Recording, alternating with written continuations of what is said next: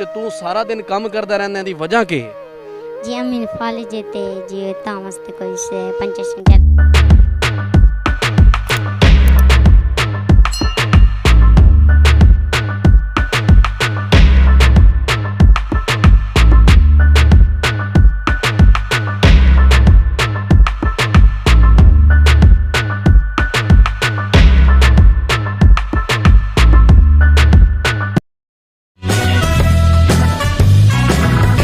अस्सलाम वालेकुम फ्रेंड्स, मैं हूं आपका होस्ट आज़ाद ख़ान और आप देख रहे हैं बोल पंजाब। आज की वीडियो में मैं आपको एक ऐसी इमोशनल कहानी आपके साथ शेयर करने जा रहा हूं। एक 8-9 साल का बच्चा है जो काम करने पर मजबूर है, अपनी पढ़ाई को तर्क करके वो पंक्चर की उसने शॉप खोली हुई है और वो पंक्चर लगाता है। ये इसकी कहानी क्या है, क्या ऐसी मजबूरियाँ हैं कि ये स्टडी छोड़कर काम करने पर मजबूर हो गया है। आतिफ़ मेरे साथ मौजूद है, मैं इससे जानता हूँ। अस्सलाम वालेकुम। वालेकुम सलाम। आतिफ़ कैसे हैं, ठीक हैं? ठीक जी। अच्छा ये सानू दस तेरी उम्र कितनी है? उसी 7-8 साल।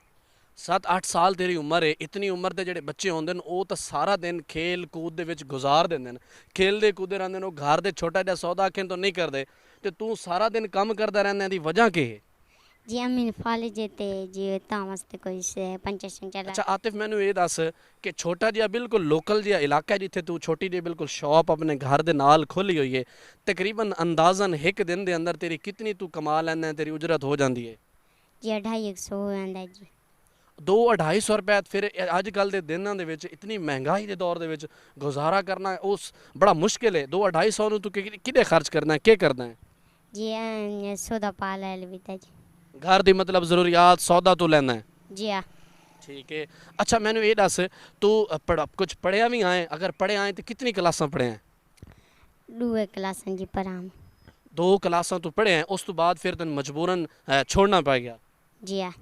अच्छा तेरा दिल आदा है भाई तू दूसरे अपने हम उम्र बच्चों के नाल स्कूल तैयार होके पढ़न जावें, या इसे कम के बारे थोड़ा जिहा अपनी ख्वाहिश के बारे दस? जी जी रुआद है जी। सही है। तेरी के ख्वाहिश है, तू सानू यह दस भी तू पढ़ लिख के की करना चाहना है? हुण तो मजबूरी है, तू इधर आ गया, पढ़ लिख के पढ़ लिखन तो बाद तेरी ख्वाहिश के आई? फौजी जकाई जी। फौजी बनना तेरा शौक आई? जी हाँ। ते हुण मजबूरियां की वजह तो तू अपनी दुकान चला रहे हैं? जी हाँ जी। अच्छा आतिफ मैंने ये दस तैनूं तो घरेलू मजबूरियां की वजह तू मजबूर होके पढ़ाई छड़ दी छोड़ दी, तेरी उम्र के ਜਿਹੜੇ बाकी हम उम्र तेरे नाल दे दोस्त हैं या ਜਿਹੜੇ बाकी लड़के वेख रहे हैं उन्होंने ਨੂੰ तू पढ़ाई के बारे के पैगाम देना चाहते हैं? जी उन्होंने तक से अच्छा पढ़ो जी, पाकिस्तान की खिदमत करो जी। तो दोस्तों आपने आतिफ़ की बड़ी एक अजीब व गरीब और इमोशनल कहानी सुनी। आप देख सकते हैं कि घरेलू हालात के इंसान की ख्वाहिशों को दफन कर देते हैं।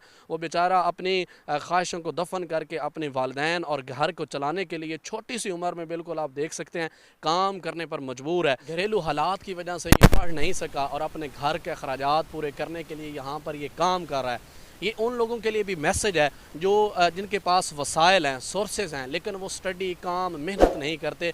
इसकी कहानी से सीख कर उन्हें काम करना चाहिए ताकि पाकिस्तान आगे बढ़े और दुनिया में अपना नाम रोशन करे। पाकिस्तान जिंदाबाद।